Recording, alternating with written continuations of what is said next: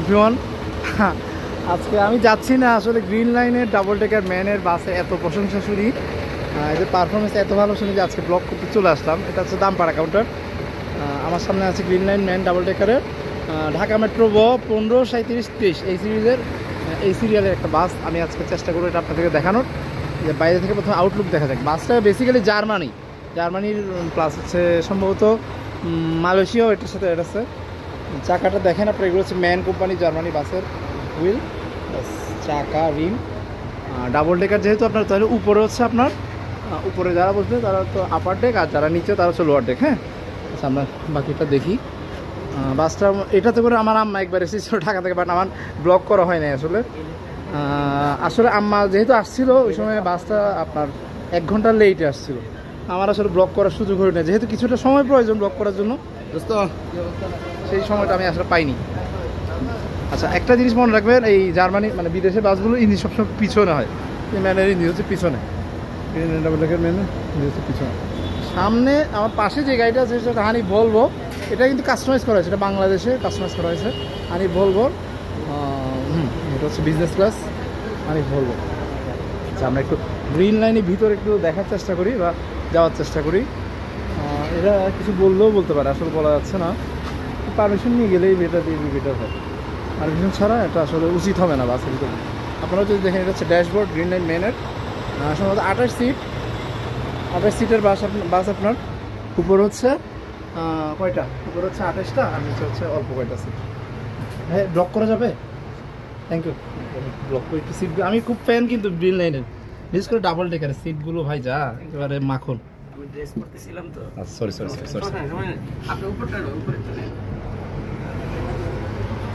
এইটা হচ্ছে মানে নিচ থেকে উপরে যাওয়ার সিঁড়ি। এই যে আপনারা বিজনেস ক্লাসের সিটগুলো দেখেন, 28 সিট, সামনে থেকে শুরু করে এই যে এখান থেকে দেখা যাক। সুবহানাল্লাহ লিখা, আল্লাহর নাম কালাম নিয়ে, তো অবশ্যই সৃষ্টিকর্তার নাম কালাম নিয়ে আমাদেরকে যাত্রা করতে হবে। খুব সুন্দর লাগছে আসলে, অনেক বড় সিট। আপনাদেরকে একটু বসে আমি দেখাবো কেমন comfortable Green Line MAN double ডেকারের। এদিকে হচ্ছে সিঙ্গেল 9টা সিট, আর ওদিকে হচ্ছে ডাবল 18টা সিট, 26টা প্লাস মাঝখানে একটা 27টা, মোটামুটি 28টা সিট। এটাও বিজনেস ক্লাসের।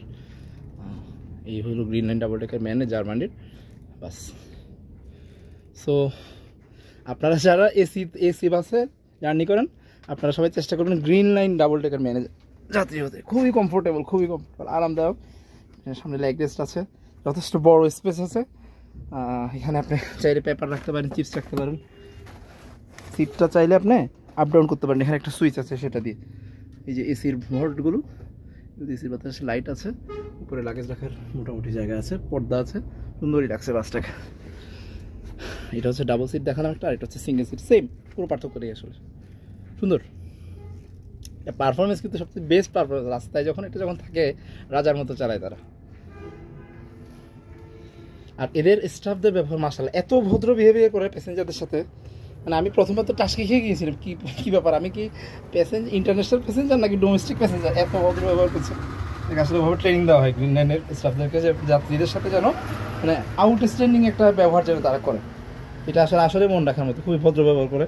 এটা হচ্ছে আপনার গ্রিন লাইন ম্যান ডাবল ডেকারের কী বলে ড্যাশবোর্ড। এখানে একটা সিংহর একটা চিহ্ন দেওয়া থাকে। বাসের টপ স্পিড সম্ভবত 120 এর বেশি উঠে না, বাট বাংলাদেশের রাস্তার জন্য আমি পার্সোনালি মনে করি green Line MAN double decker থেকে কমফোর্টেবল, প্লাস হচ্ছে সার্ভিসের দিক থেকে আর কেউ নেই। ফার্স্ট গ্রিন লাইন বাংলাদেশে, প্রথম হচ্ছে গ্রিন লাইন, তারপর অন্যরা আসতেছে। ভাইয়া আসলে চেঞ্জ করছে, এটা বলাও ঠিক হবে না একজনের পার্সোনাল। নিচে আপনাদেরকে কি দেখাবো, নিচে মনে হয় সম্ভবত 10টা কিংবা 12টা এরকম কয়েকটা সিট আছে। বাম পাশে হচ্ছে ডাবলটা, আর বাম পাশে হচ্ছে single. So that's it guys, এটা হচ্ছে Green Line MAN double decker একটা রিভিউ। হ্যাঁ, ঠিক আছে, আপনারা please subscribe my channel and press the bell icon and like and comment share and more. Okay, ঠিক আছে, আল্লাহ হাফেজ।